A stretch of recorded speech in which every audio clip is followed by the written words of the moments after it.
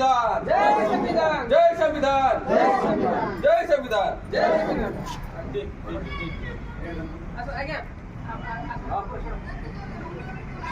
आज मालकानगिरी जिला सदर महकुमा बसस्टाण्ड संस्कृति भवन ठारे भारतर सर्वबृहत 75तम संविधान दिवस समारोह 26 नवेम्बर 2024 अनुसूचित जाति जनजाति संघ मिलित क्रियानुष्ठान कमिटी मालकानगिरी तरफ पालन करागला एवं जय संविधान जय भारत जय भीम मालकानगिरी आमर जिला निजुक्ति पाइबे आमर पिला बोली जिला भित्तिक निजुक्ति पाई नारा दियागला। SP ST joint action committee उपदेष्टा श्री प्रभाकर हंताल सभापति जारा सबरमाड़ी सनु अनुप कुमार चालिया सर्प विषय लाखमा दुतीश सनातन कबासी गणेश पड़ियामी समेत अनेक उपस्थित रही सभा परिचालन करथिले।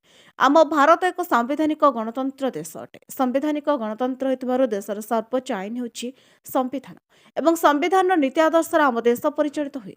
विश्वर जेतेगुड़िक संविधानिक गणतंत्र देश रही से आम देश भारतर संविधान संपूर्ण मानवतावाद यथा समता एवं स्वतंत्रता भातृता और न्याय एका संगरे देखा मिले।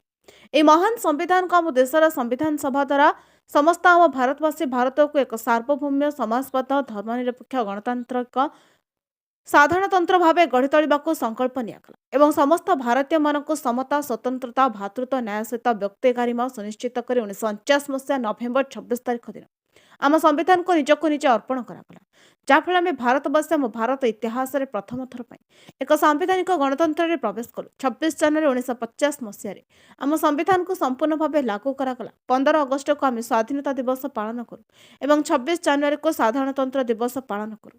से 26 नवेम्बर को मध्य संविधान दिवस पालन करने नितांत जरूरी अटे कारण संविधान दिवस पालन करने द्वारा आम सांविधानिक गणतंत्र को मजबूत कर संविधान निहित समता स्वतंत्रता भातृत्व न्यायर महानतम मानवतार विचार को अनुभव कर संविधान आमको मान्यता दिए अधिकार दिए सुरक्षा दिए। आम जानूँ आम देश भारत संविधान द्वारा परिचालित हुए एवं संविधान ऊर्ध्वे कहीं नहांती किंतु संवैधानिक व्यवस्था नीति को आम नागरिक मैंने सठिक भाव न बुझा द्वारा शासनकर्ता शासन कला आमको बोका बनई था आम मान कल्याण विकास में बाधाप्राप्त हुए।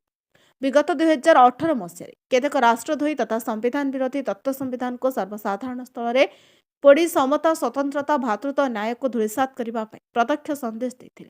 एप्रति मर्माहत हो मालकानगिरी जिले में समस्त बुद्धिजीवी राजनीतिक दल छात्र छात्री समस्त कर्मचारी एकत्रित हो संविधान असुरक्षित होता अनुभव कर यार प्रतिवाद कर प्रत्येक वर्ष 26 नवेम्बर को संविधान दिवस भाव पालन कर देशर शासन मुख्य मानक तथा विचार विभाग को 26 नवेम्बर संविधान दिवस को पालन करने निमंते आह्वान कराए। जदि किसी क्षेत्र में संविधान दिवस पालन किंतु संवैधानिक नीति आदर्श अनुष्ठान व्यवस्था को सठिक भाव लागू पारना संविधान सुरक्षा संवैधानिक नीति आईन शासन और मानवाधिकार माध्यम सामाजिक आर्थिक राजनीतिक न्याय संभव अटे।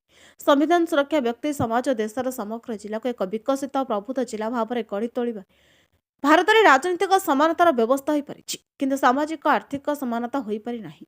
एही विसंगति को शीघ्र दूर करबा उचित नतेज अत्याचारित लोके राजनीतिक लोकतंत्र को छिन्न भिन्न कर जेहेतु संविधान को आम सुरक्षित रखिले संविधान द्वारा आम आम पीढ़ी सुरक्षित रही संविधान सुरक्षा निमंते वैप्लविक संग्राम जारी रखा निमंते निर्णय करागला। मालकानगिरी कुमार चालिया रिपोर्ट बहुजन मीडिया।